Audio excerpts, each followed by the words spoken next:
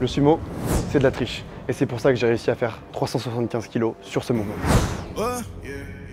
T'as un compte certifié mais t'as pas de followers, tricheur. On entend beaucoup de gens dire que le sumo c'est de la triche et je vais prendre le temps de vous faire cette vidéo pour vous expliquer tous les tenants et les aboutissants et que vous puissiez faire votre choix si vous pensez que le sumo c'est de la triche ou non. D'un point de vue force, la différence entre un sumo et un tradi, c'est tout simplement que le sumo implique une amplitude en moins, en général de l'ordre de 20 à 30% en moins. Donc lorsqu'on calcule la force à générer sur les mouvements qui sont le tradi et le sumo, en utilisant l'énergie potentielle de pesanteur, donc c'est-à-dire la masse M fois la constante de gravité G fois Z ou H en fonction des formules, donc la hauteur parcourue par la charge lors du mouvement, si on diminue une des variables un des quotients par 20%, forcément l'énergie qui en résulte sera moindre. Donc on devra développer moins d'énergie pour faire le mouvement. Donc voilà l'argument principal de pourquoi est-ce que le sumo est en théorie plus simple à pratiquer que le soulevé de terre traditionnel. Ce qu'il faut comprendre, c'est qu'au final, la force totale à fournir pour faire un mouvement est en général vraiment pas très importante. Je vais vous montrer un exemple tout bête. Si on demande à quelqu'un de faire un sprint de 100 mètres et une autre personne de courir 150 mètres, en théorie, si on calcule juste la distance que la personne doit parcourir, on se rendra évidemment compte que si on doit parcourir 150 mètres avec le même poids de corps, il faudra fournir plus d'énergie pour parcourir ces 150 mètres et par conséquent, qu'en théorie, l'effort est plus dur. Par contre, il y a beaucoup de choses qui sont ignorées et c'est pourquoi la biomécanique est une science extrêmement complexe, notamment pour le sprint. Si on sprint 100 mètres et qu'on court 150 mètres à une vitesse qui est 2 fois plus basse que le sprint, vous vous doutez bien que du coup sprinter 100 mètres sera beaucoup plus demandant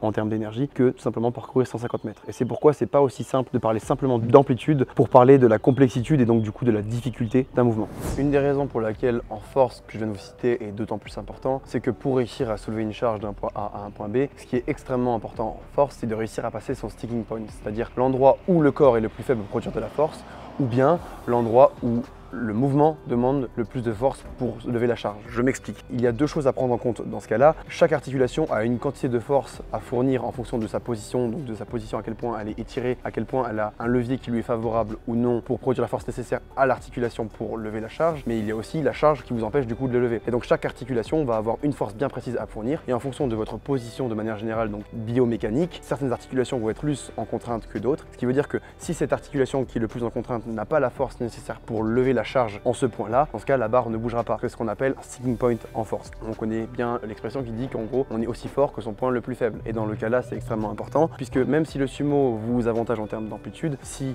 notamment en sumo vous n'arrivez pas à décoller la barre du sol, souvent le point le plus complexe, eh bien vous aurez beau avoir moins de force à fournir, si le point le plus dur nécessite plus de force à fournir que le tradi, dans ce cas la barre ne bougera pas et c'est beau, il y aura moins de force à fournir mais vous n'aurez même pas décollé la barre du sol. Et c'est pour ça que c'est extrêmement important de comprendre qu'en force le sticking point est important et il s'agit de réussir à fournir la force nécessaire qui est extrêmement influencée par la position dans laquelle nous nous mettons. Et c'est pourquoi on voit intervenir de plus en plus des techniques un peu alternatives où on a plus simplement le tradi et le sumo, mais il y a un peu des techniques on va dire amphibies entre les deux. Donc un sumo plus serré ou alors un tradi un peu plus large, un tradi avec un dos rond, avec un sumo avec un dos rond. Toutes ces positions là vont pallier un petit peu à des manques de force, de certains groupes musculaires que l'athlète peut avoir pour lui permettre simplement de pratiquer des positions qui à la base ne lui sont pas les plus appropriées, mais qui en changeant ses positions de son corps va lui permettre du coup d'optimiser son mouvement et malgré les contraintes que le mouvement en lui-même donne à l'athlète, il va pouvoir entre guillemets travailler autour et donc l'optimiser pour sa personne. Effectivement, l'amplitude en sumo est donc réduite, mais ce qu'il faut comprendre, c'est qu'en ouvrant les jambes et donc du coup en mettant ses pieds plus larges au sumo, on va rajouter un étirement dans une dimension qu'à la base nous n'avons pas au niveau des hanches, puisque certaines articulations de notre corps sont plus complexes que d'autres et nous permettent d'avoir des amplitudes plus diverses, plus complexes que d'autres. Pour vous donner un exemple, mon coude bouge dans un plan, c'est-à-dire extension, flexion, mon épaule peut faire toute une sorte de mouvement et donc vous voyez que en gros je peux avoir mon extension, ma flexion, mais j'ai aussi des mouvements circulaires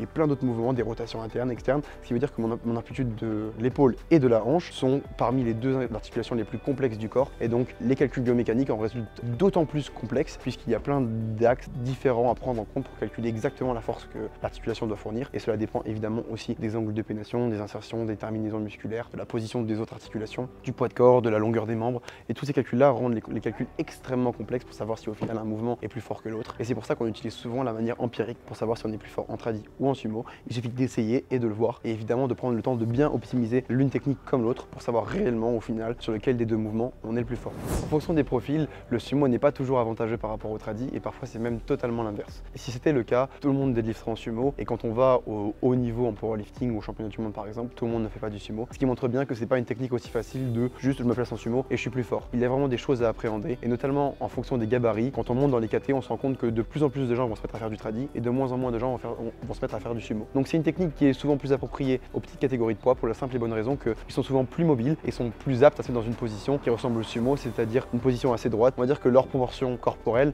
leur permettre une position plus facile et notamment leur permettre un lock plus facile. Le sumo a tendance à rendre le début du mouvement plus compliqué et la fin plus facile, à condition qu'on arrive à se placer correctement, à garder une position assez droite et donc à pouvoir avoir un lock facile. Le problème du sumo, c'est qu'il ne tolère que très peu les changements techniques et notamment lorsqu'on est en haut du mouvement et qu'on est déporté sur l'avant, il est quasiment impossible de finir un sumo, là où le tradi accepte plus l'erreur. Et c'est pour ça qu'on peut voir plus de grosses KT pratiquer du tradi plutôt que du sumo, puisque le mouvement est plus indulgent et que les proportions corporelles, donc notamment les grosses cuisses et les petites mains des lifters qui sont dans les hautes catégories de poids, vont impliquer un lock plus compliqué que le démarrage. Et donc c'est pourquoi beaucoup de gros lifters choisissent aussi le tradi. Donc voilà, pour finaliser, ce qu'il faut comprendre, c'est que la biomécanique c'est extrêmement complexe et que si le sumo c'était de la triche, tout le monde le ferait. Évidemment, ce n'est pas le cas. Je pense que vous vous en doutiez en regardant ces vidéos, mais je tenais à vous expliquer vraiment le comment du pourquoi et j'espère avoir fait ça correctement. Pour tous ceux qui ont des arguments à rajouter dans la vidéo, n'hésitez pas à me le dire en commentaire. Merci d'avoir regardé la vidéo jusqu'à la fin. N'hésitez pas du coup à commenter, vous abonner, liker la vidéo, ça fait toujours extrêmement plaisir et ça me permet vraiment de mettre plus de moyens dans la chaîne YouTube. On se retrouve pour une prochaine vidéo.